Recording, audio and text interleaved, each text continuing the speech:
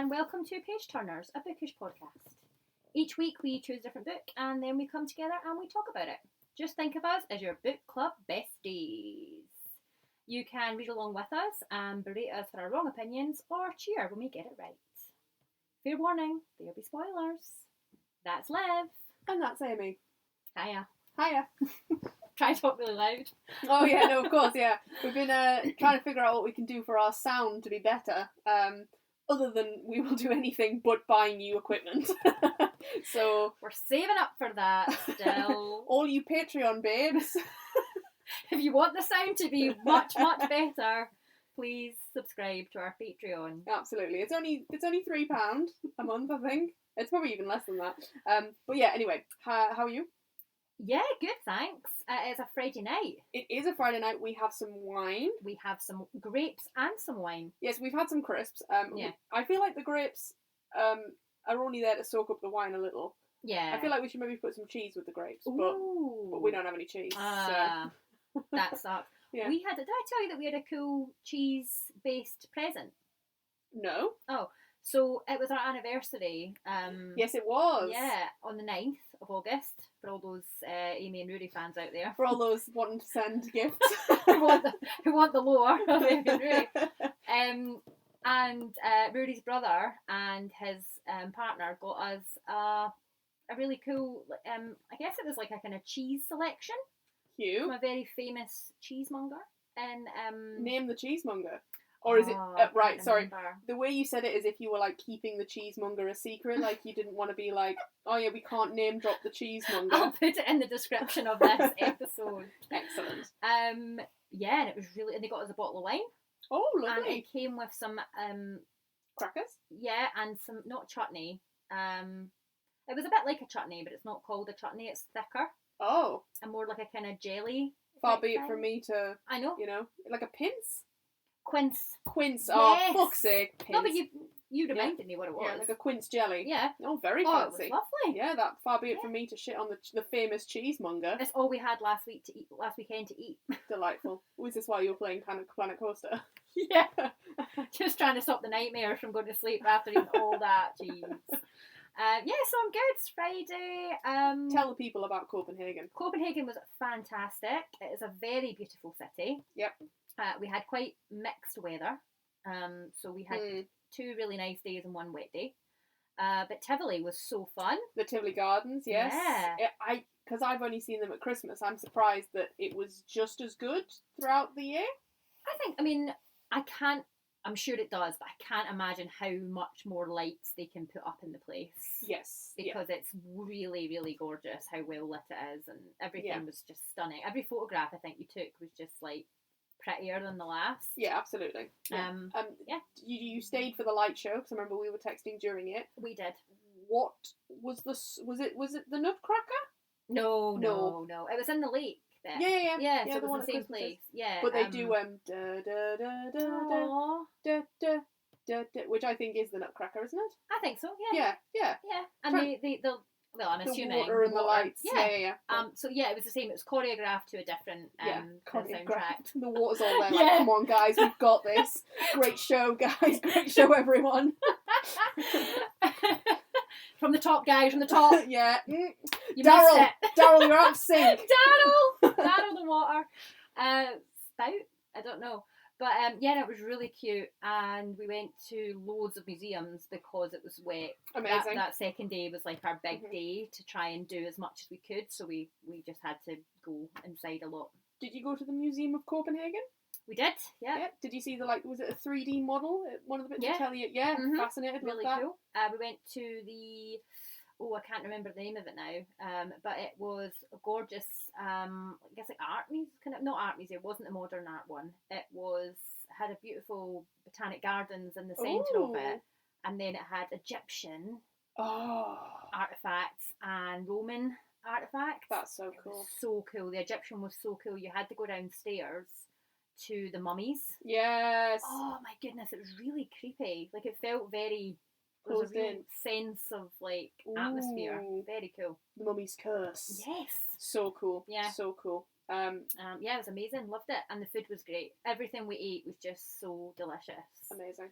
So Yeah, I know you've been, but anyone who hasn't been, recommend. Oh yeah, I mean it is a very expensive city, Yeah. but I think, well, I don't know about you, Haley, but Alex and I, whenever whether it's a little 3-day city break or 2 weeks or whatever, our personal finances are like Monopoly money. Yeah. Don't matter. I'll pay 10 grand for a gin and tonic. It didn't matter one bit. It's Monopoly money. It doesn't matter. We went to Ruby. Ruby? You recommended it. Well, it was on your list. Maybe you didn't go. It was a cocktail place.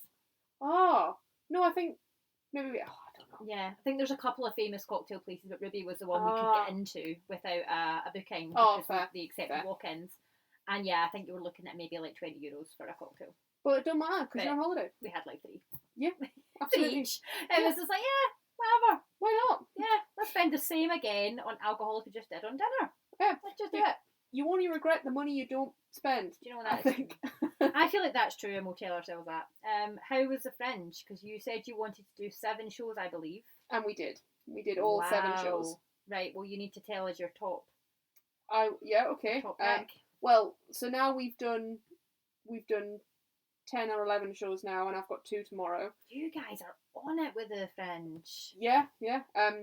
But it just so happened that it was the bank holiday, the early August bank holiday that we get, and it also happened to be the Fringe's 2-for-1 day. Okay. So we on the same day as the bank holiday. Yeah. I think they really do that. Idea. I think it's also, I think the Fringe specifically call it the pay what you can. So people just turn up and they get to see the show for free, and then people are sort of encouraged to pay. But we bought tickets for some of the shows. We saw a couple of free shows. But then we just paid and gave them some money afterwards. The best. The best. You've got a top. I think so. Okay, tell us. June the Musical. Oh. It was phenomenal. Really? It was a free show as well. Oh, wow. It's in the back of Slow Progress Records, which is also a cute little cafe. If you and I are in Edinburgh, we'll go because it's really cute. And they serve booze as well, which is we need to nice. Go again. We've not been since the last time we went to the authors. The event, yeah, and I mean we've got to go before December. Well, because we'll be busy in the December. We've got a very specific reason to go to Edinburgh in December. Go, Joseph, you know what I forgot about it! Oh my goodness! Right. Sorry, just forgetting about the Fringe for a second. Oh Amy and I are off to see Donny Osmond as the Pharaoh in Joseph and His Technicolor Dreamcoat. I am so excited, and I don't know why I don't remember that because I just got the time off. Like, yeah, I just said to my I had to explain the situation to my manager. I had no more days to take, and I was like, Lisa, please, come on, Lisa. She was like, I get it, don't worry. Lisa's come through. Big up to Lisa. So we're hitting up a Thursday matinee, I think. I can't wait. No, did we get a matinee? Did we go for a nighttime show so we could go for some food? I think we did matinee so we could stay through for some food. Oh, so excited. Either way, it's going to be great. It's going to be amazing. We're going to be singing louder than the cast. Yeah, absolutely. Oh, but is that not controversial? We'll be asked to leave. I think I'll be mouthing for sure. That's mouth. Yeah, and then we can maybe do a bit of sway, a bit of dance. I don't think go to stage door, see Donny. You want to go to the stage? I don't want to see Donny a bit. You know, that's quite exciting. I've never been to a stage door. Neither have I. I have seen so many shows when we lived in London, and I never once went to a stage door. No. Who's Joseph? No idea. That's so cool, this isn't is the it? thing. We've got no idea about the rest of the cast. They have sold it to us based on the fact that Donny Osmond is the Pharaoh. Which I feel is fair enough, but do we even know who it is? Like, is it even common knowledge who it is yet, or has it not been released? I've no idea. Well, we know that Joe McKeldry is doing Joseph in Newcastle. Oh, if it's him. I don't want it to be Joe McKeldry. No, do I. I don't want anyone to take away from Donny's limelight. No, I know. We just need someone unknown. Yeah. Not you, Joe. Alex and I saw Jackie Arrow do it, and he did it on the West End when Jason Donovan was the Pharaoh. And he was great. That was when Sheridan Smith was the narrator. Yeah. She was alright. But she also played Jacob as well, which I didn't like. Oh, I don't like that. I hope we don't do that again. No, I know it made sense because she was telling the story, but like so she went and got dressed up like and then but no, I didn't like that element of it. No. Not that Jacob gets that many lines in the thing, but Jacob and Sons is almost one of my favourite songs. Oh, yeah. So. Oh, I'm so excited. Anyway. Sorry. Yeah. Yes, June the Musical was incredible. Okay. Little free show. It's still on now. One guy with a 12-string guitar. Wow. It's incredible.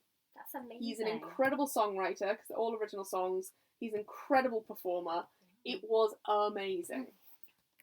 Did you see Twilight yet? No, I'm seeing it tomorrow. Oh, you need to let us know about that. Yeah, I'm seeing Dusk, which is a Twilight parody musical. It was on at the Fringe last year, but Alex and I didn't get the chance to see it. They're American, so they only came over for like a week. Okay. But this time we've booked ahead. Oh, that's going to be great. Yeah.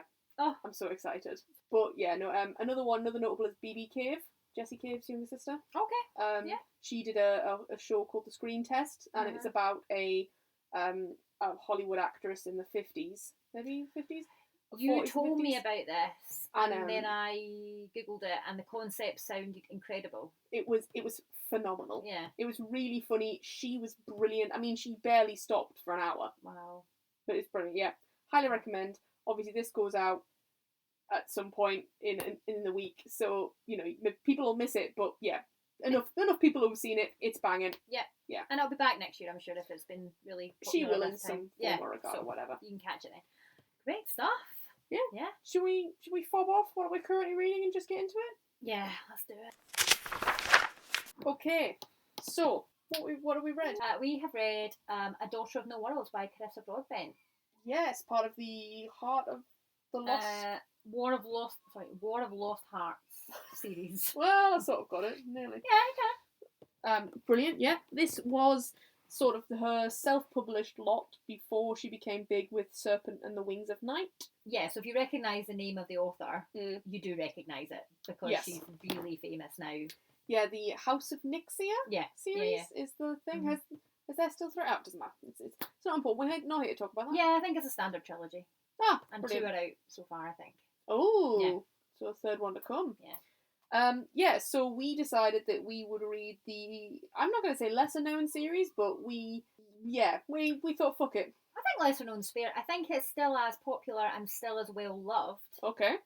But it's just not as well known. Fair. I also had a recommendation from my writing partner, Danny. She was like, that she loved this. Well, thanks, Danny. Thanks, Danny. So let's just get into it straight away. Let's do it. We start with Tisana, which again is, look, I'm not going to rinse her on the fantasy names. Like, we get a couple. We do get some, but they're not too. Does Tisana get shortened to anything? No. No, it doesn't. Nah. Tis. Anna. No. Nothing. Yeah, we got Tisana. We meet her when it's the beginning. She's a 6-year-old girl, and her mother. She's trying to keep her mother and the people that she's with safe. They're from a different place, a different country that we do not remember the name of. No. And they find themselves in a place where they're going to be taken as slaves. Yeah, I think sort of like there's a war. They're very much on the losing side of the war, is that right? And then they come into their village and they are there to sort of... I thought they'd been displaced before this previously. Okay, maybe they have been. Oh, I don't know. Either way, Tisana is taken away as a slave because she almost volunteers herself and says, "You'll get more money for me than her mother." So I think, she tries to sacrifice herself for her family. And it's so cute as a 6-year-old girl. Really cute, but also... What are you doing? Doesn't really work, does it? Because then her family are... Well then, they're all taken... Well, they're not killed, they're taken to the mines, which will inevitably kill them. Yeah. I mean, fine. Fair. And so, she basically... Her mum also... It's really quite a harrowing end to the chapter where she says, do whatever it takes to survive. Almost giving her permission to do anything sort of anything. Like, nothing should shame you to stay alive. And I sort of love that because I feel like we get an awful lot in fantasy when there is this sort of dynamic of someone is a slave or someone is in service to someone and there's an element of shame to that. I think she touches on it very, very briefly, but she carries that message from her mum the whole way through the story, and that everything she does is to survive for the greater good. She doesn't want to survive for herself, necessarily. She doesn't even really hold much value in her own life. It's all about what she can do to help the people that she has. The only value she has on her life is as the figurehead, in the fact that she can do something. Yes. Yeah, she has the opportunity that others don't have. Yes. And she very much makes the most of it. Yes, and we know very early on that she is half Valtane. Half Valtane, yeah. Which are like... So we have a magic system that's almost two sides of the same coin, right? Yeah. And the sun and the moon are there's some sort of symbol around that. So Yeah. we have the Valtane, and then but Valtane can be they're all wielders. That's sort of the thing. Yes. They all go under wielders, and then it's like the Valtane are particular kind of wielders, and the Valtane have a specific look. They're very very white haired, yes, pale skin, pale eyes, albino. I think so. Yeah. I think she does actually use that as a descriptor at one point, but it's never really obliquely said. Fair. Yeah. And Tisana is almost caught in between both of those. She's called a fragmented. Oh wow. Yeah. But we think that she is they are sort of represent people with vitiligo. Mm-hmm. So yeah, she has patches of different pigment over her skin, and she also has two different coloured eyes, heterochromia, and also she has white hair except some of it's black. So she's taken all the fantasy leading ladies. Yeah, all those characteristics that we love to see. She's the bingo card. Yes, she is. Oh, if only someone would come with this unique look. Yeah. You just like hold my drink. You want one? I'll give you 3. Yeah, exactly. So she's sold into slavery. Yes. And she has a master. Oh yeah, we skip 12 years later. Yeah. We assume she's 18. Well, she definitely is 18 plus. She's 18 plus, yeah. She is she's a dancer. A performer, to say. And what I like about this is straight away you learn that she's not rhythmic in any way. No. I enjoy it so much because it's obviously classic leading lady of like, she's just good at everything she does. She's like, no, I'm doing this, I'm counting, I practice so hard, I don't actually have any natural rhythm, which is so funny. But it never comes up again. Like... Oh no, I thought it does. No, she does have to dance again. Yeah. But for me, it's the fact that she has no natural rhythm is never... never like and if only she'd had rhythm. Like, then, so I don't see why Carissa didn't just make her a good dancer. True, but I almost like the fact though that she, I think that the MMC talks about this a lot, is that she has this sort of, she goes really head first into everything and tries to almost like smash her way through obstacles. So she never really thinks about it being an issue. It's just like, if I practice hard enough and I keep doing this and doing this and doing this, I'll get it. See, I'm the absolute antithesis of that. Like, if I try first time at something and I'm not perfect, then I will never try again. Yeah. That is a failure, and you will not get me to do it again. Yeah, so Tisana's not on that wavelength. She's the other end of the spectrum there. Yeah. Yeah. So yes, Tisana has been sold into slavery. She's a dancer, and she's almost like a pet of the master. She's like the favoured one. Esmerus? Esmerus. Yeah. Yeah. She goes to him when she's very young. Yeah, he buys her when she's about... I think there's definitely a period of time that we don't really get to know a lot about. No. Period of time, then he buys her, and then we learn that he obviously takes her virginity at some ridiculous, horrible time. He rapes her, doesn't he? We get a lot of mention of... Sorry, I said takes her virginity. That sounds a lot nicer than it is. Yes, no, she makes no bones about the fact that he does rape her. Yeah. But he rapes her at a suitable age. I think that's in my... Sorry. To him in the book, not that I'm not saying that. I know exactly what you mean. He I think there's a lot of that, isn't there? Where it's almost as if perhaps she thinks he's a good man in a way. Like, he's not that bad, he doesn't treat me that terribly. Yeah, it is that very. But I mean, the good thing about it is she's very aware of who he is. Mm-hmm. But then there's still parts of her that realise it could be worse. Yeah, she's But then I think she finds out, obviously, later that he is fucking awful. Oh. So she goes to him when she's a bit younger. We're not quite sure when. I'm not quite sure when. And I think it's probably around about... Maybe she's about 8. I think we get a 2-year period that we don't know. I think he buys her young and then waits until she's about 15. Okay, right. And then sometimes she shares his bed. Sometimes he loans her out to other people. But she primarily dances. Yeah, she dances. And she goes to him and says... I want to buy my freedom. Yes. And I think she goes with some silver coins or whatever it is, and he kind of laughs and says, well, actually, you're worth a lot more than that. 1,000 gold coins, to be precise. So she thinks, okay, I've got a goal in mind, and she's very goal oriented, isn't she? Love as a main character. Love that for a gal. So she works very hard. She saves a lot of money. She does everything she can to make as much money as she possibly can. We meet her when she just finishes she's doing a dance and she's given some gold coins by a merchant. Yeah. But then we're also clued into the fact that she has powers. Yes. She has the ability to create butterflies, but also find out what people want. She can look into their minds and find out their desires. Yeah, she can get sort of a sense of how their feelings about things and how their emotions are. Exactly. Guess. We then realise that she has saved this whole time. She has 1,000 coins, 1,000 gold coins, and she's going to go to Esmerus and buy her freedom. So how did you feel at this point? I was convinced someone was going to take the coins. I didn't think she'd even get that far. I was like, you need to go right fucking now. Yeah. So you didn't think he was going to react the way that he did? I didn't think he was going to react the way that he did, to be fair. No, but I think that's because we don't get an awful lot of him. I don't even think we know he rapes her before she goes. No, you're totally right. Because we do get this sort of like rose-tinted view of him before she goes to see him. Because it's very Stockholm Syndrome, isn't it? Yes. Yeah. So she sees him as, he's benevolent. He's not that bad. He could treat me a lot worse than he does. Absolutely. But by this point, he's already raped her. Yes, exactly. Yeah. Multiple times. Yeah. So she goes in and says, oh, there we go, 1,000 gold coins.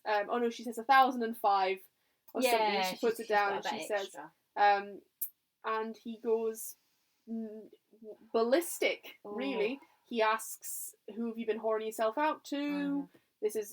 I didn't give you this number because I gave you this number because it was impossible. That's essentially what he's done. He's given her an impossible amount of money, assuming she would never get that far, and knowing that he'd get to keep her forever. And he says, I don't need your money. Yeah. You're almost insulting me by bringing me money. Yeah, I own you. Yeah. There is no other path for you, no other life for you. And then he decides to whip her within an inch of her life. Oh my goodness me. She's been whipped before by him because she knows what to expect. He goes to the cupboard, he gets the whip, she knows what's coming. Yeah. But the fact that it just keeps going. Yeah, and I think it was a really powerful. You were saying it was quite a visceral scene. Oh, it was hard to read, I thought. And I loved the way that Carissa wrote it with a crack. Yes. In italics, sort of in between, and it was really difficult to read. We get Tisana sort of like demanding that he looks at her because he's looking away. He's almost making it feel as if it's her fault she's being whipped. Yeah, I thought she was I don't want to do her this. front, right? I think she's sort of like on her hands and knees. Yeah, and he's whipping her her across the back. And then she sort of like turns around, sort of says to stop, tries to stop, and she's like, in her head, she's screaming, look at me, look, and then she's starting to say it out loud, and then some sort of magical mind link happens, and she just she just kills him, really. She kills him, so she almost like crushes his mind. Yeah, which is so cool. She internally kills him. Yes. That's what I thought about, because the Valtane magic affects you internally, and the Solaire magic is more... Oh, Solaire, great one, yeah. External. They can both wield, but they wield differently. Yeah. So her magic is very much internal, and she does something to his mind to basically just turn it to mush. Yeah. And he dies. So cool. It's really so cool. So vengeful.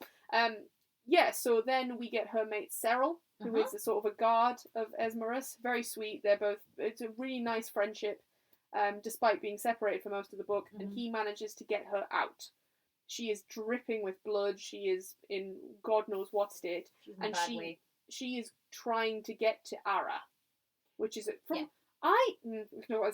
which is across the sea. Yeah, across the sea, across the almost like wastelands. Yeah, I think there's a name for it. I can't quite recall it now. And so there's quite a way to go. So like woods, these wastelands, and then the sea. So she's got a really long journey to go. And dripping in blood. With a coat on her back, and So they get past the guard Voss, her and Cyril, puts her on a horse, and she's like, you have to come with me. He's like, I can't come with you. Fucking go.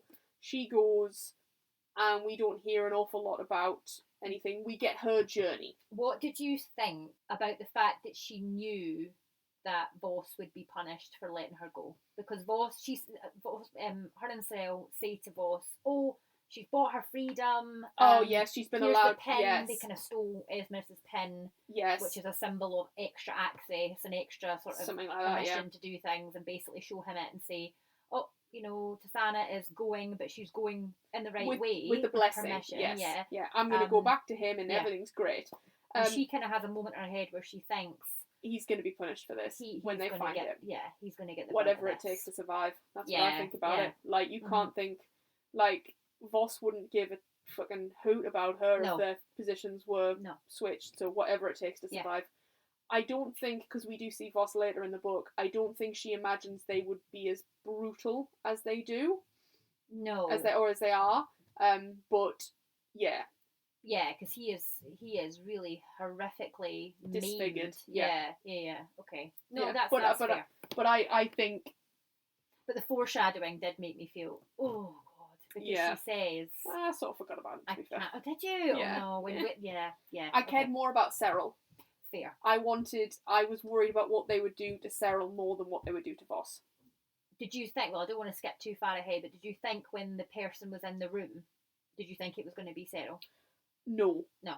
No. Okay. We'll come to that in a minute. Yeah. Okay, cool. So long story short, I really didn't realise she covered water until they also got a boat back to Thrall later on in the book. I think I must have skipped a lot of this. The problem with me is if I don't see dialogue, I skim. I tend to skim quite fast. That's fair. And to be honest, it was written so she would be experiencing it in almost like a haze dream. Yeah, because she was in a lot of pain. I think she was quite ravished by fever at that point because she was obviously her wounds were infected and it was all not good right back there. Long story short, she gets to the tower, and she asks for Zereth Aldris, who is a man who has been to see her in the it's not a pleasure house, but in Esmeralda's house, and sort of like befriended her and like sort of told her what Valtains do, and told her that she could do this magic if she got out. If you get to Ara on your own, you're a slave at the moment. Say my name at the tower, and if you get out, so you can join us. Yeah, so I know, but I won't lift a finger though. No, I'm not going to help you. But if you can do this, so that's why she goes to the tower. That's been her aim. Like you said, she's very stubborn, very bullheaded. Has this goal: 1,000 gold coins. I'm gonna learn magic. I'm gonna make something of myself, and I'm gonna come back and free all the slaves. I mean, I loved her. She just knew exactly what she wanted, and she fucking went for it all the time. Damn right. Despite everything, really. So she gets there. We know she's been healed. Yeah, it's quite a lot of like, the classic, like they wake up in a room they don't recognise, their wounds are bound. Beautiful. Yeah. Beautiful soft bedding and we meet Nura, who is well, at first we're not really sure who Nura is, but it's later revealed she's very high up. Second in command, and she basically, they're not sure whether they want to let her stay, and she's like, I want to be an apprentice, I want to learn, and they tell her, you're too old, you're 6 years too late, mate. You're 18, you're on the scrap heap of life now. You're basically too dead. late. Mad spinster. But most apprentices start at 12, and it's 6 years of training. She does the butterflies, and is like, look, I can do stuff, and they're like, that's not nearly enough. You have to go through trials. Every apprentice goes through trials. Yeah. Obviously. That was a bit weird to me, because it kind of went from like, no, sorry, we're sending you back to Thrall. And then the next sentence was a bit like, we're going to look for a teacher for you. It's like, okay. You clearly, looking back at it, Nura clearly has this idea in her head that there is someone that could teach you.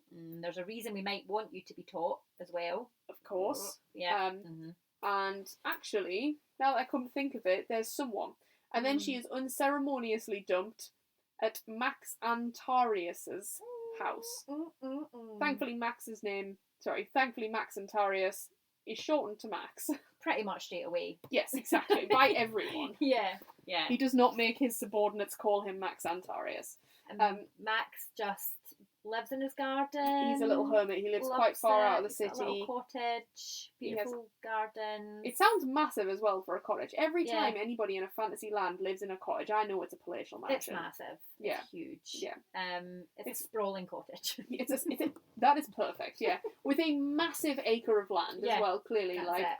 Yeah, and essentially he is very reluctant to teach her. We don't really know why. Him and Nura have this sort of relationship that Tasana discerns that they've fucked, basically. She's very good at that, isn't she? Yeah. She's obviously, when she was dancing at the court and things. At the Copacabana. Yeah. And but to survive. Who shot who? Sorry. To survive, she needed to be able to understand what these men wanted and manipulate that almost. So she's very observant, and she knows right away that Nura and Max have fucked, right? She's like, oh, you've got history. She doesn't know necessarily the extent of their relationship, but she's aware that there is an extent of a relationship. So yeah, basically Nura then just blips out, abandons her there, to which Max is like, no, fuck off, and shuts the door, and she sort of sits on the porch and is like, oh, I'm all alone. No. There's no one here beside me. Yeah, she does, doesn't she? She just gives up instantly. It's like, oh well, I'll just sit on the step then. I think she must. I don't know if this is ever obliquely said, but she must be aware that he isn't going to be able to keep her out there for long. Yeah. He eventually lets her in, and we learn that he is a very good teacher, or is a very powerful wielder, but just doesn't want anything to do with the towers, anything to do with anyone. No. And he's a tortured little soul. Oh, he is. Max. He's a little cinnamon roll. Yeah. And yeah, eventually she just gets to a point where she's told that in 3 months' time she'll set the trials, and then if she passes the trials, they won't send her back. Essentially, she'll be part of the towers. She'll have achieved what she set out to achieve, basically. And yeah, basically, I think there's about a month of them coexisting. He reluctantly lets her stay, and then she basically blows up at him and is like, she's got all his books out. He's like, they won't help you. She's looking at like statograms, which are like designs you can then touch, and they zap you to different places, or you get them to do different things. Kind of like instruction. They describe it as instructions for certain really advanced magic. Yes. Yeah. And he's like, that's not gonna work.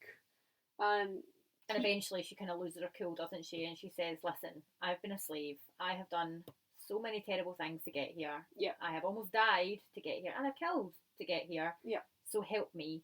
Yeah. And he kind of... We don't quite get a who did this to you, but we do get a sort of... We get one of the hottest who did this to you, I think. Because they don't use... She doesn't use that exact... we will let you find it. Phrase. Well, yes. Yeah, please continue with your thoughts. Tisana is... her scars have healed, the infection is gone, and she's permanently scarred all across her back and over her face. I don't think the ones on her face are as bad. But essentially, yeah, Max sees her scars. Right. Amy has it. So they are at a lake together. I think it's a very, very hot day, and they almost go sort of swimming. This is when he's agreed to teach her, and he wants to, go. It's very dirty dancing. This bit is very dirty dancing, yeah. So she gets out of the water, and she realises that he's kind of stopped talking, and he's staring at her really intensely. And he says, I hope that whoever did that to you died a terrible, painful death. And I hope that if there is an underworld, they suffer there forever. Yeah, that is probably one of the... What a man. Yeah, what a man. Obviously, we are pipped straight from the beginning that these two are going to be together.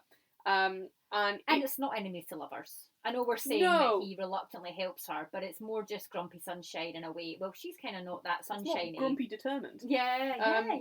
But yeah, he's not necessarily grumpy. He is sort of just disinterested. He's just jaded, isn't he? He's completely like traumatized. Yeah, he's almost got PTSD from the war. Yeah, exactly. We learn. I think so. We meet a little cute little cast of characters. We meet Samarin, who is Max's best friend, and Samarin's apprentice Moth, who is useless. Yeah. He is setting things alight constantly. He's breaking everything. He is. He's about 12 or 13 years old. And there's just a really cute way of sort of humanizing Max in a way when he is being a bit reclusive. Yeah, and I think it's a testament to him that although he is reclusive, he has got a group of friends that don't give up on him. So Samarin is always kind of coming round to visit and bringing Moth, and then there's a few other characters that come and visit as well, and we don't really know why they come, but it's quite sweet that they are there. So we do get a found family element to the story. Max is definitely well respected and well regarded. Yeah. Enough that Tasana knows that he is good at what he does, but she doesn't know anything really to the extent as to what's happened, is he a war hero, that sort of thing. And they have such a lovely relationship with such a sense of mutual respect that she never really pries and never really asks anyone else or tries to sort of snoop around in his things or learn through it. I think at one point she does try to read his mind because she's used to reaching out and he says, don't do that. Don't you fucking dare. Don't do that to me. Yeah. And she doesn't ever do it again. So the boundaries are there and it's so healthy. Yep. We then get a bunch of training montages, essentially. It's dun, dun, dun. Yeah. Very class. Of him teaching her harder magic that's gonna, more than enough to pass the trials. Yeah, so much more when he makes her do the thing with the flower and keep making the same one again and again. Then we realise that you're not getting asked to do anything even close to that level. No, that's like a teacher asking you to, I don't know, memorise the entire book and you get a copy of the book in the fucking exam. Exactly. But so essentially it comes around to it, and when do we find out? Because he starts sharing things about himself. So we essentially find out that he was in a war. Yeah, we find out he was part of the war quite late on in the book, actually. Before that, I think she has an idea, though, because all of the apprentices have a teacher, and all of the teachers have experience of being in the order and fighting and being part of the kind of battalion, if you like. So I think she has a rough idea then, but she doesn't realise the extent of it. There is a lot of talk about him being the kind of hero of the war, so he caused the war to end. He won the war for them. Something like that. It's very the names are very Russian. Yeah, you're right. Especially actually. for Ara. And then we've got commandant and stuff too. So Arch commandant. Yeah, okay, that's a good point. So we know that he was a big player in the war, but we're not sure quite how big yet. Although we know, because there is a flashback at the very start of the book where we don't know it's Max, but we see a male main character and Noura tells him, "I command you to do this." Is that at the beginning of the book? Yeah. Yeah. I remember all those things. So yes, we know, but she doesn't know. Okay, that's cool. the point. Yeah. Cool. Okay. So we get the trials. Yes, I would also mention that it comes to a point where she talks about the fact that she meets and knows Zereth, and there's the reveal that Zereth is the Arch Commandant, which is basically the head of the order. So he's got untold power, just under the Queen. He hasn't been tapping into very often. And Max is fucking furious with him, because she speaks about him very similarly to how she begins speaking about Esmerus at the beginning of the book, before he goes berserk about no, he was my friend, he respects me and everything, and he cares about me. He was like, if he fucking cared about you, he could have lifted a fucking finger to get you out of there. And she almost doesn't want to hear it. No. I think it's almost as if she has this image in her head of what he was like, and it would destroy her to have to accept that he had no interest in her. Yeah. Like, he left that the court or whatever it is, and basically just didn't think about her again. Exactly. Yeah. So yes, like you said, we get to the trials. Max delivers her to the tower. Yeah. Yeah. So she goes and does her trials, smashes the first lot. Dead easy. She knows way more than she needs to know compared to the other apprentices. They're doing really basic, rudimentary magic, and she's so polished and perfection. And then the last trial is a 1-to-1. Yes, they're all the individual ones. Yes. Yeah. So they can kind of, I guess, differentiate a bit easier, and they can make it more bespoke to her, and they make her trial exceptionally difficult. I mean, thank God Max did what he did, because basically Zereth has the power to command minds, essentially, and Noura's power is to, create fear. she can show you your greatest fears so that you think you're experiencing them in real life. Like illusions crossed with nightmares. Yeah, yes. And essentially they put her in a room. She's told that she has to put the balls in the bowls. Yeah, or that's something. right. Yeah. The balls have to go in the bowls, but Zareth commands her to kneel. Ooh. It's disgusting. Ooh. Oh, it gave me such an ick. He is such an ick. He is. Yeah. And basically she starts, and then she's like, nope, don't want to do that. Yeah. And she basically like forces her. They have a little mind off, and she essentially wins. Yeah, she wins. Fuck you, Zareth. Fuck you, Zareth. And she puts the balls in the bowls. She does it. She does it. Yeah. And Max is furious. He comes like flying in, being like, "What the fuck was that?" Yeah, because the teacher gets to watch the apprentice essentially. Yeah, from like a really far away thing. I imagined it a bit like a kind of like a pit, that she was almost in a pit and he was like a kind of Colosseum style. I kind of had that vision. I imagined it was almost that the trial was on a really big balcony and he was on a neighbouring balcony. Isn't that cool? How books, man, you know. Yeah. But so he kind of intervenes, and then eventually, as you say, they have a bit of a mind off, and she wins. Yes, she does. And hooray, she's passed the trials. Well, we find that out a little bit later on, but we do. Yeah, basically, her and Max go, and there's a ball, and she wears this incredible dress. It's a very sexy, deep cut back dress. It's red, and it shows off all her scars. And she's proud of them, and she wants them to look at her because it's a running theme all the way through the book. It's almost as if you have to confront what you've done to me. Yes, basically to help the nobles consider that Thrall and the slaves in Thrall need help. Yeah, because look at the state of my back. This has been caused by the slaver selling me to a master who's cruel, and this is happening to lots of other slaves in Thrall. The dancing scene. Her and Max get a little closer. They have like a little private dance off. Dance off makes it sound as if they're like that's going on TikTok. Over to you. Yeah, your turn now. Crunk it. They have a lovely private little waltz, I imagine, and it's very intense. It's very touchy. And he says to her, "Don't count." Oh, don't count. Yeah, just feel it. Don't make it sciencey with me. Make it real. And then they go back to the house, and he gives her a necklace.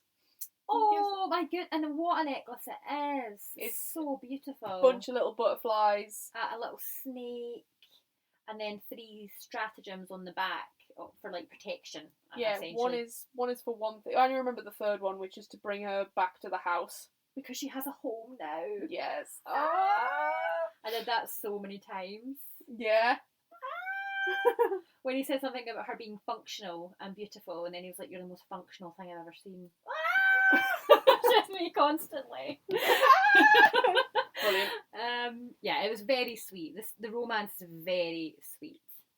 Yes, I would have to say, obviously, my criticism of Lauren Roberts as Powerless is that we get an awful lot of tension for not a lot of payoff. In this book, we also don't get a lot of payoff. No. They don't even kiss. We think they're gonna fuck at the end of the ball because she gets her hair caught in the zip and he has to touch her back, and that's all he does. He touches her back. He doesn't just touch her back. Doesn't he breathe on her back? No, he undoes the tango with his teeth.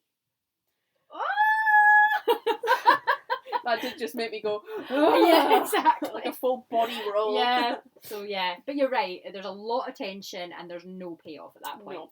But what I would say, the difference between this sort of build-up is the build-up is so good. The difference in Powerless, it's very conventional. Yeah. Whereas what Carissa does really well in here is it's a step up. It's so hot and tense. I feel as if they may as well have had sex. Yeah, and it's hot and and like the tension is there, but it's also so genuine and sweet, and you know why they're not wanting to kiss because there's real, their stakes are super high. Yeah, she's got things that would keep her here, and he doesn't want to be part of the towers. Whereas she realizes that she has to go and be part of the towers to help, the slaves inevitably. And I think also a thing we have to sort of in comparison with Powerless is that I fucking love Powerless. Yeah. I don't like the people. I think when I was reading it, I love angst, but I don't like angst for the sake of angst.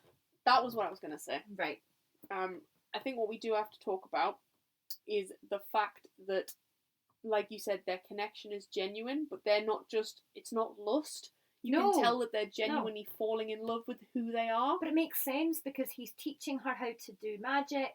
There's a language barrier, which they have to overcome as well, which is so beautifully done. It was done really well in terms of, like, you could tell when she's speaking a different language, or you can tell where she, and, you know, it's not just classic fantasy where she's perfect and fluent within whatever, or TARDIS rules, I call it. So in the episodes of Doctor Who, the TARDIS automatically translates.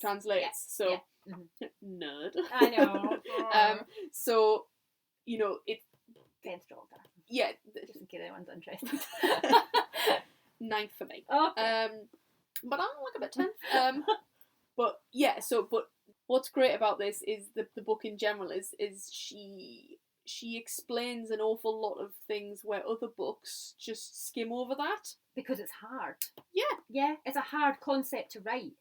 But she gets it and she doesn't shy away from it. She doesn't want to make it just skim over that, as you say, and do you know what? Like, I was expecting us to get to maybe a part of the story where it was like, oh, her Ara was getting so much better. Yeah, no, none of that. It was hard won. All the way through, Max is still like correcting her on things, and it is part of their banter. Whenever he can hear her, he hears her really like strong accent. It's like Mix Onterius, and he writes it out, like how he hears her say it, and it's like, oh, he obviously sees that as such a, like, that's an element of her that he loves, and it's like a little quirk, and like all those little idiosyncrasies they love in each other. Yeah, so true. It's a really genuine, lovely romance. It is really nice, and I think we'd spoken about before we read this, you'd said that you'd heard that it was quite a content, quite a, what was the word you just said? Genuine. Quite a genuine relationship, which is really nice. Nice to read. We don't get it much. No, we don't. Which is probably a little red flaggy for both of us. I know, but we still love them so much. But moving on. So yes, then Tasana is summoned back to the towers. Congratulations, you've passed your trials. Let's go back. Just you. And Max takes her to the very edge of the last bit, and he says, "Don't go." Oh, Lev, honestly, it was such, like, that is classic angst for me. That is such a classic angst scene. But seeing that in a fantasy setting was so gorgeous, and I honestly had a little tear when he was saying, "Please don't leave. Please just have this be enough. Like, let us just be enough. I'll help you. We'll come to Thrall. We'll find another way." He wasn't saying give up on your dreams, which we've talked a lot about that being a massive red flag. Absolutely. He was saying, no, we can still do all of that. We can find a way. It's me and you. Please just let it be us. I don't trust whatever's going to happen here. And she's like, no, it'll be fine. Don't worry. And he says, don't promise them anything. Yeah, even if they tell you they will give you everything you want, don't say yes. And she goes, and there's that scene, I see it so vividly, where the door's shut on her, and he's standing at the end of the bridge type thing, or the path, and they see each other, and then she goes in, and basically it's Zereth and Nura, and they are very much saying, hey, you are great, you're so powerful, you could help us do a lot of good. The beginning of every conversation that has consequences. And he says, basically, we've got a weapon that we want you to yield. And they talk about it as if it's a person. They say, it likes you. Yeah, it was quite creepy the way they spoke about it. And essentially she goes, okay, fine. It takes a lot, but she negotiates up the wazoo. And she demands that Zereth make a blood pact to ensure that the conditions that she holds him to are met. So she says she will give him no more than 5 years. Or until the war is over, because he explains to her there's a war brewing. And sensibly enough, she says, yeah, okay, I'll be the weapon, but only until the war is over. And first, that's it. we go and we take down we free the Threllian slaves in and he says no after, and she says and then Nura says, actually, I think we could go and free them from the Mikov estate, which is Esmaraz's estate. So we can free your friend, we can free whoever, but we can't free all of them, but we need to do a test run with once the weapon is with you. Yeah, we can see how the weapon will work, and if we'll do the war, then we'll go and free everyone else. She wants Max free of any, and she wants a clean slate, because essentially he has explained to her that he is, there's them records. You don't really know a lot yet. He had to go to trial. He could have potentially, because of the circumstances around how the war ended, he could have been charged as a war criminal, basically. Yeah, and so she demands a clean slate for him, so he can be free to walk away from the orders completely. He can do whatever he wants to do. Yeah, he doesn't have to stay in Ara. He can go live, do his little hermit life, whatever he wants to do it. And there's no expectation that anyone will ever come back and ask anything more of him again. Yeah. And then essentially she wraps it up tighter than a... Yeah. It's very, very cleverly done. She's a very intelligent character, which is great to read. Absolutely, yeah. You're not naively shaking the pages going, make sure to ask this. No. She gets every loophole she can. And yeah, so she whatever Threllian slaves come back, they will be housed, they will be safe, they will be looked after. We've missed out a bit about Voss. Voss, the guard, comes, basically he's got no nose. Like, he's got no nose, and like they've basically disfigured him a bunch, and he fucking hates her, obviously. Yeah. And she says that she wants him provided for medical care, healthcare for the rest of his life. Yeah, he'll get the 2 different types of healing from the Slayers and the Voltanes, because it's slightly different, and together it's more effective. Basically, regrow his nose. Yeah, and also you'll give him money, so that he can kind of be provided for the rest of his life. She essentially sells herself back into slavery for 5 years for everyone else but herself. Yeah, because what does she even ask for herself? Nothing. Yeah. And then they put the weapon inside of her, and Richer. It is a living being that lives inside the mind. Yep. And then we find out that shit hits the fan. Basically, that it's extremely bloodthirsty, vengeful, hateful. It hates Max, and this is where we find out that Max is the one that used to wield Richer. Yeah, Max was the old host. He did, yes. Basically, before anyone. So it's been Max, and there's been a gap where it hasn't had a host. Yep. And now Tisana. Because people have tried to wield it. Nura. And it rejects you, basically. Yep. If it doesn't feel a kinship to you, then it doesn't. They reckon that the reason it likes Tisana is because of her connection to Max. Oh, man. And essentially it is cruel, it is sadistic, it is... and essentially it's, like you said, it's bloodthirsty, and she's tied herself, and unfortunately, because Max loves her, obviously they don't say it or anything, he brings himself back in and agrees to help go to Threll. Yeah. And essentially, they go to Threll. There's a small cohort of them. Zereth is with them, Nura's with them, Max, Samarin's there. There's almost like a cohort of about 10 of them. They've also got the blind... the gang all go. The blind sisters who are nuns of the Queen. Yeah, they all kind of go to then Zereth fucking ducks out. And is like, oh, sorry guys, gotta go. Oh, Zereth. The worst. All hell breaks loose. She manages to free the slaves. And then we get a scene where essentially Zereth kills the Queen. Essentially, yeah. And this is a 13-year-old girl. Yes. We haven't really spoken a lot about Ceres. We couldn't really we couldn't do a full plot dive for this one, really, guys, because it's such a well written. I know. I mean, we're already at nearly 45 minutes here. Oh my, this is going to be an absolute nightmare to edit. But yeah, we also find out that Richer, the reason that Max's entire family are dead is because he killed them when Richer was in charge of his body, basically, took control of his mind. So we learn that the reasons he could be tried at the atrocities of Severus. So the place that lasted the war is because Nura basically patched into his mind and pulled Richer to the forefront to control him. He absolutely tore everybody apart, including the army, including innocents, etc. He goes home, he's absolutely devastated, he's broken, he loves his family, he's got about 5 siblings, and essentially he's having an argument with Riche in his head, and they say, fuck you then, they take control, and they murder his little sister, his older brothers, his mum, his dad, and there's, Basically, it's a kind of, it's so possessive of him that it almost as if I can't have you and you're not happy with me and you're happy with other people, I'm going to destroy everyone that you love so that you only have me. Yeah, exactly. And I think he's threatening of getting, he says the next time, you know, I'm getting rid of you, etc. And that just pushes them over the edge. So yeah. And essentially, Tisana spends a lot of time curbing Riche's sort of...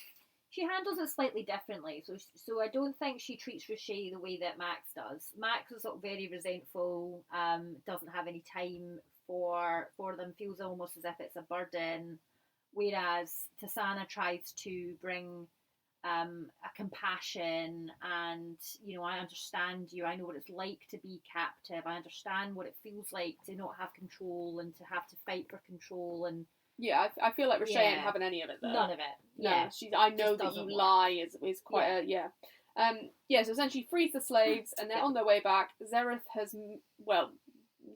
we don't find out particularly, but we know that there's an epilogue. Plans have been put into place. Zereth has murdered the queen, and Nura, those guys are the child, yes. Nura and those guys are on their way back to Ara for essentially Tisana's beginning of the war. Being a weapon in the war. Saying, well, you said you would do this. We've went into Thrall, we've done what we've promised we would do, now it's your turn to hold up your end of the bargain, basically. And Riche's gone now, right? Or has she, because Max almost destroys or manages to push Riche back. There's something that he does because he has got some vestigial power. Yes, she's from. They have left. Riche has left. Like a residual bit of power in Max. So he has second eyelids. He has second eyelids because he can close those, and then that almost makes him a snake. Protects him from magic. Right? It almost like shuts his magic off. It makes him like a living flame snake. Yeah. It's not very well conveyed as to what he is, but do you know what? I went with living flame snake in my head. When he was saying, like, I didn't want to tell you what I am, it's a bit like, well, can you tell me, though? Because I'm not sure. No. You don't need to tell her, but I kind of want to know. Can we find out, please? So that's how we're left. That's how it all goes. Alright. So, we've already talked a little bit about how much we like Tisana as a character. Mm-hmm. She's strong, but she's not without fault. Nope. She's got no rhythm for one. No rhythm. No natural rhythm. She's got a language barrier, so she struggles with that. You know, she's not got all the advantages the way some female main characters do. Or when there's something they want to achieve, it's fairly easy for them to achieve that thing. Everything's pretty hard won for Tisana. Yeah, absolutely, and I think it makes you like her even more. Yeah. And sometimes when we were talking about how old she was before we began recording, I was like, really? She's that young? She doesn't act like an 18-year-old. Do you think it's because she has had such a horrific life? Do you think she's had to grow up much, much quicker? Probably, yeah. Yeah, maybe that's why we can let away with it. Yeah, very true. And I think she's, like you said. I agree. Like, I wouldn't have put her at 18. It's only because we know she is that I understand that. Is she though? Well, it doesn't matter, does it? Like, she's not that old. If she's not 18, she can't be much older than early 20s. Yeah, I was thinking if not 18, 21. Yeah. She is believable, I think, as a hero. Like, she wants to do good, and it's mostly at the expense of herself. Yeah. Very selfless, very determined. Nothing comes easy, but she never really lets it put her off. Yeah. And she's got a real never ending hope that things will work out. She has a lot of faith in people, despite the fact that she's not really had any reason to have faith in people up to this point. But she had faith in Zereth, didn't she? She thought, he's going to get me out of this. I'm going to get there, and he's going to do what he can for me. She never really thinks about the fact that he could have done a lot more for her before this point. Yeah, which I suppose maybe is a naivety that shows her age. Because, she's even naive enough to believe that if she shows the nobles what they've done or what the slaves live through that they'll care. yeah. And I definitely think it causes a stir at the ball, but I'm not entirely sure it's the stir she's after. I feel like they knew, right? I don't think they're thinking that these slaves are being sold to really kind-hearted people who have slaves. I mean, I don't even know if they know it's that they don't care. Like, they could know, they've got no care to know. Yeah, you know? Yeah, it doesn't affect them, does it? It matters not to them in any way. So, yeah. Yes, there is that naivety there to her, which is believable. And I think, but then I think maybe she thinks she has to have hope. Yeah, okay. Yeah, just to get through the day. Yeah. Yeah, fair enough. Max Antarius. I loved the reveal. I never saw it coming that he was the one that killed his family. I saw it coming that he was the person that had the weapon before. Right, but I thought that his family were maybe killed by the enemy. Well, I didn't think for a minute he was the person that did it. Because they're branded as traitors to cover up his mistake. They're the Farleons. Mm-hmm. Farleons. It's very not Godfather, Sopranos. Yeah, it's very Sopranos. The Farleon family are branded as traitors, which must be fucking galling for him. I know. To not only have murdered his family, but for them to be branded as bad people. So sad, because he is living this very life of solitude, quiet, and he's had an upbringing with so many brothers and sisters. It must have just been so busy and vibrant and loud, and he has none of that now. Maybe he thinks he deserves the quiet. Yeah, which makes sense. Yeah, there's a lot of self-flagellation with him, isn't there? He puts himself through a lot. Absolutely. And he doesn't, even though it's not understandable what he did, but he didn't do it. He was trapped in his own mind. Yeah, I mean, he must have witnessed it happening. Yeah. Which is potentially punishment in itself. Yeah, I think they're very convincing characters. They do make you care. Yes. Sometimes where I feel like the potential problems I have with this book is that, I mean, we've just discussed it there, the plot is immense. It's not the kind of book you can... Well, I didn't personally read it in one go. I think it'd be quite hard to read it in one go. I think you'd be pretty fuzzy-headed by the end of it.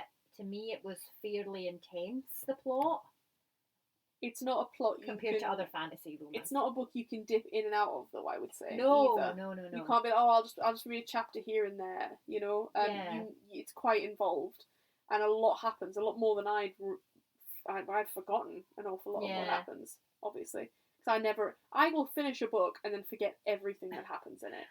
I feel like people would be listening to this and thinking, you've just missed a big bit of this out. And we probably have. But we were already at 50 minutes for the plot section. Yeah. We couldn't really talk about it much more. We also think, guys, you don't want to be fucking bored listening to us just chunt around about the plot. But yeah, Noura is an interesting character for sure. Yeah, she is. We also learned they did not just have sex once or twice. They were pretty much in a full-blown relationship. He said he loved her. Yeah. He did say that he used to love her.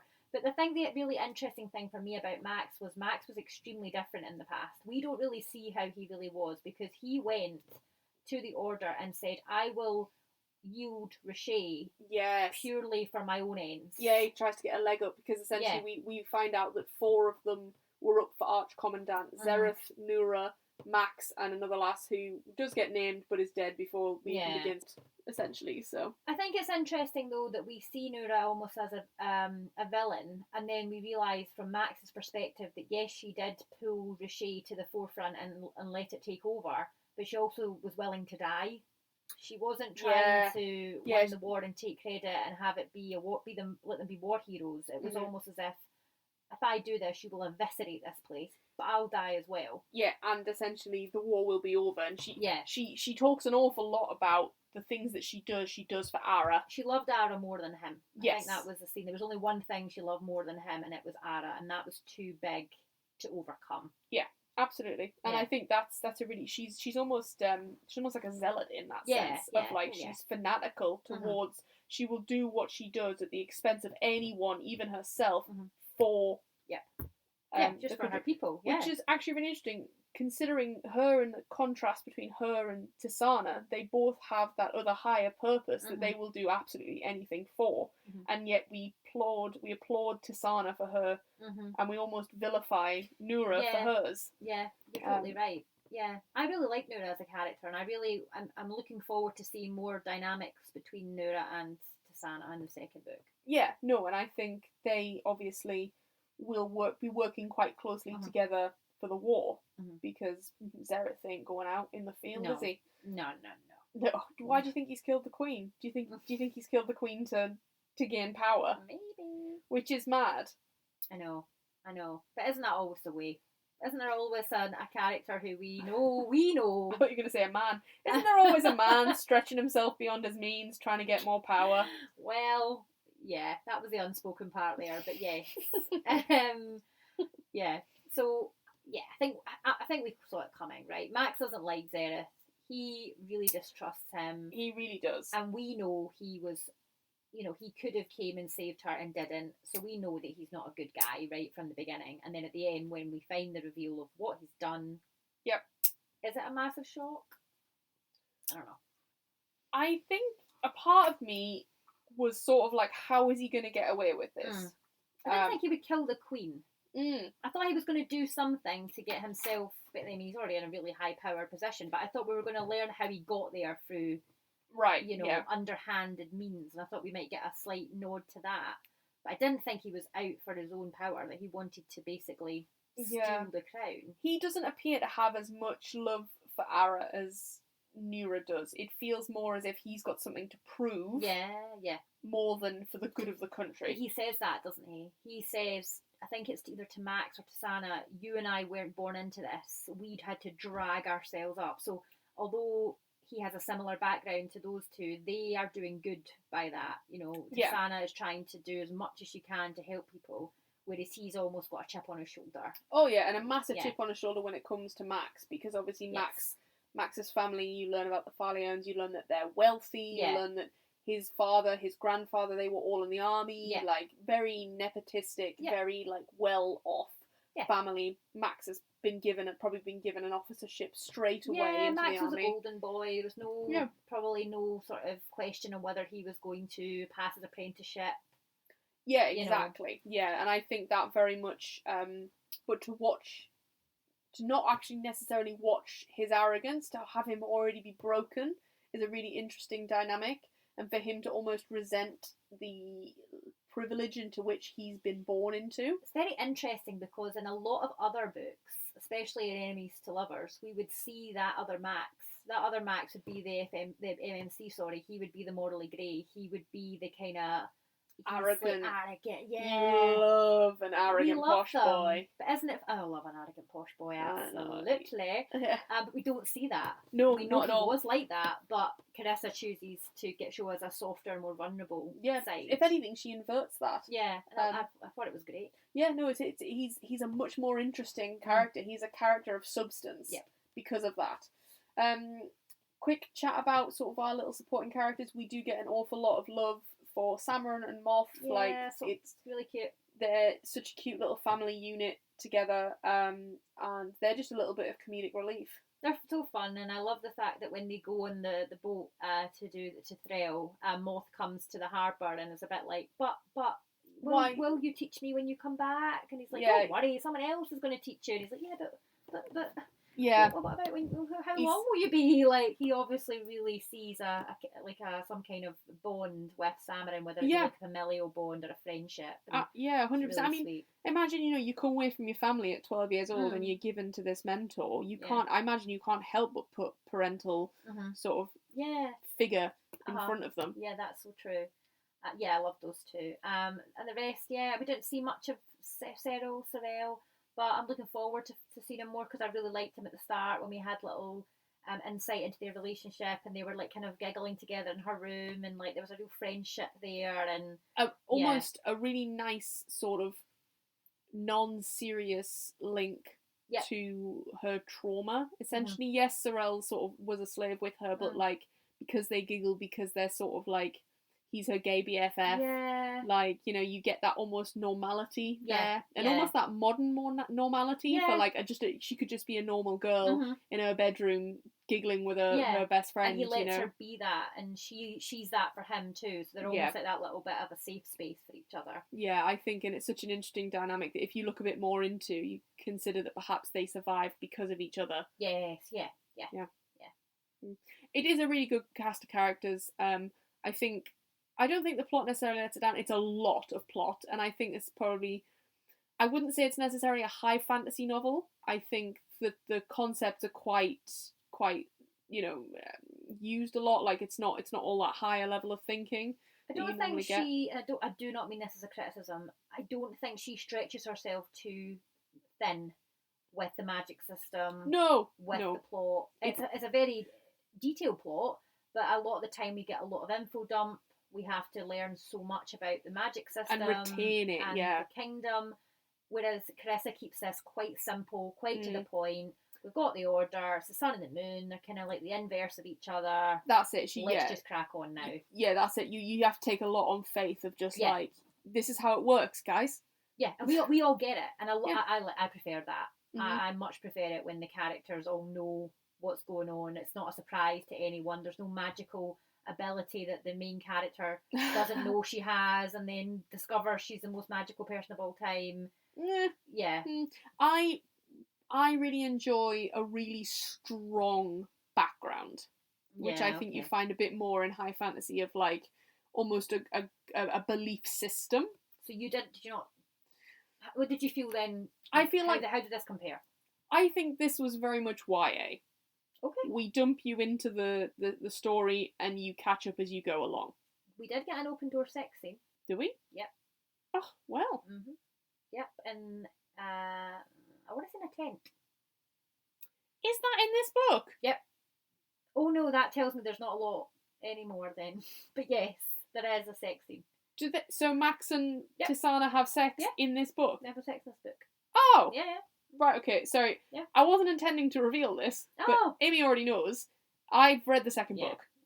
I'm on the third book right now, and I was trying very hard not to give away anything that is more. So they do have sex in this book? They have sex in this book, yes. They have sex in this book one time, and it's a open door sex scene. Oh. And then the next day they're kind of in that like post-sex bliss, lying in each other's arms, and that's when they go. A few more times. Is that when they go into the estate then? So it's before the estate. Yeah. Right. Okay, that makes sense. Right. Yeah. It was okay. Sorry. So all my shit about fucking comparing. No, because I think you're right. There was a lot of build up, and it didn't come for a really long time. The sex scene, like it was far into the story, and it was the only one we got. We got a kiss, and then we got a sex scene. Pretty much straight away after each other. I think the first kiss, someone's going to tell me this is totally wrong, but I'm pretty sure the first kiss came right before the sex scene happened. Yeah, didn't she pull her to him? Yeah. It's almost like they can't wait anymore. Like they kind of are doing that really classic thing where they're like heavy breathing, and then they just go pull them towards one of them's other. having an asthma attack, and it's just really hot. It's one of them's having an asthma attack, and the other one's like, sex? Give us a minute. In a minute. Yeah. Inhale it. I quite liked the sex scene. I think it was okay.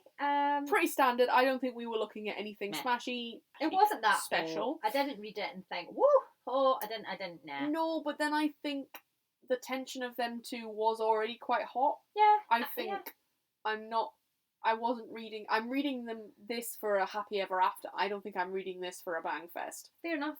I agree. It was quite ambiguous. There wasn't a lot of description in it. It was a bit flowery, was it? Like flowery. Joining, going over the precipice together. Again, all that. Honestly, show me a real couple that comes together. I swear to God. Please don't show us it. No, don't show us it, but just, Yeah, no, I agree. Also, don't feel obliged to put it in the Spotify comments either. But it just happens. It kind of happened every time, guys. I know, every single time. I did think it was more realistic though, because they both had sexual history, so neither of them was a virgin, and we didn't have to have the sear of pain and then instantly it was amazing. We didn't get that. Tisana's sexual history is not great. No, it's not great. But to be fair, Max is very, I guess, like, he's very respectful, gentle, and she You say that almost with an air of like, oh.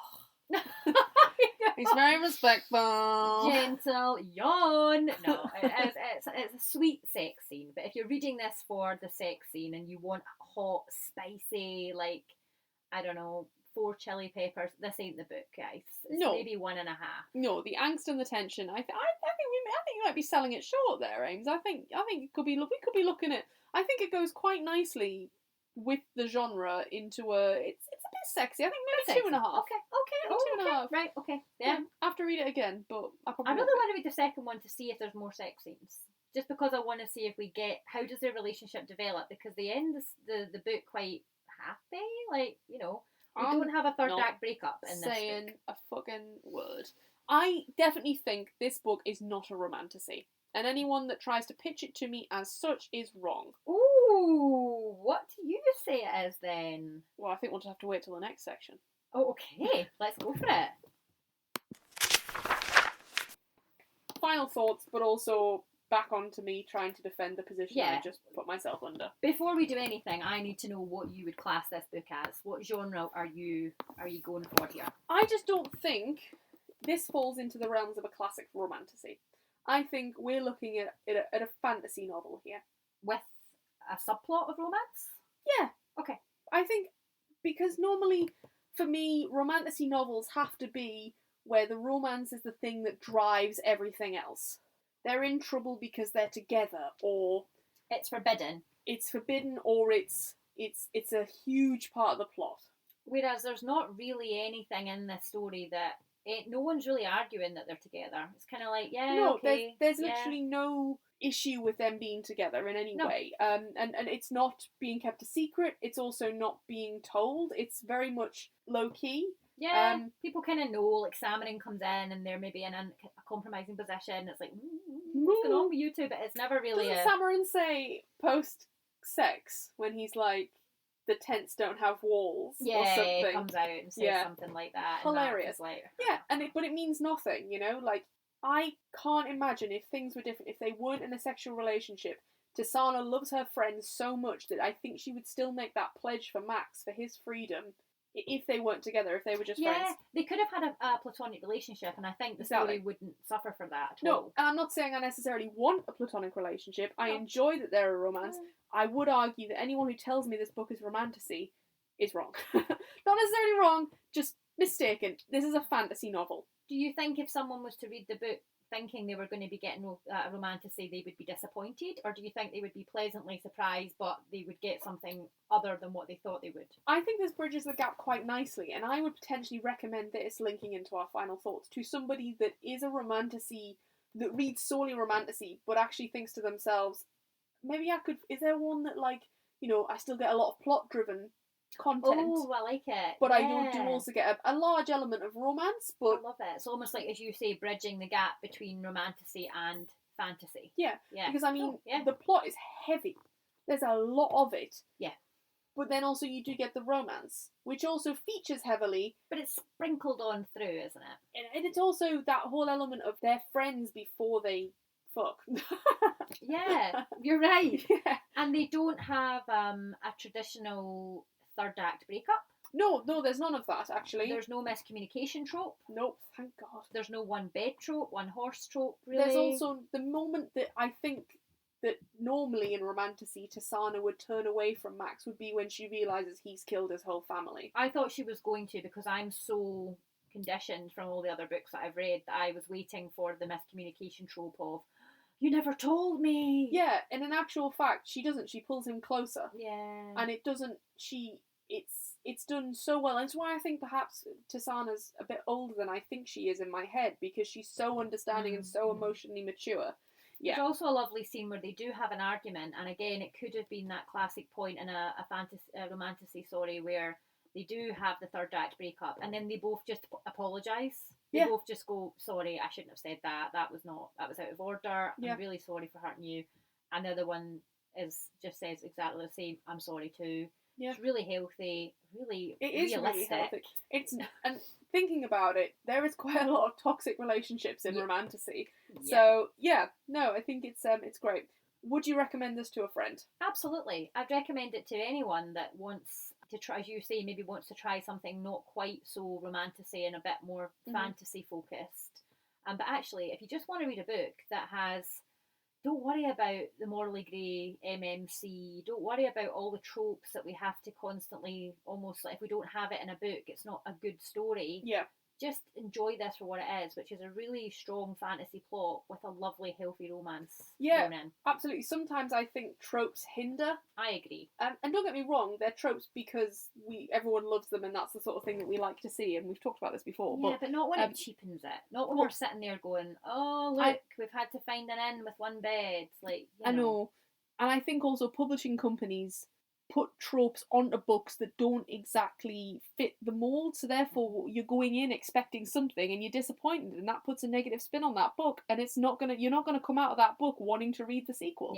They're damaging any future story or narrative that could be there for the sake of the fact to sell that one initial book. Have you saw the it's almost like a picture review, and it's the cover of the book, maybe with the chili rating underneath, and then there's like little spirals. Oh yeah, that is a very popular graphic. One bed. Yeah. Morally grumpy sunshine. I think, are we just going to distill this book down to just a couple of tropes? Like, is that doing the book any justice? And I think that's probably something we didn't talk about in Book Talk Bookstagram, our little mini-sode, is how things like that do hinder reading. Is it like a fast fashion for books now? Absolutely.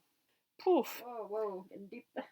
Deep in our final thoughts. If you guys have read this, or you want a bit more, you want something quite similar, or if you've read the book I'm about to tell you, you'd also quite like this one.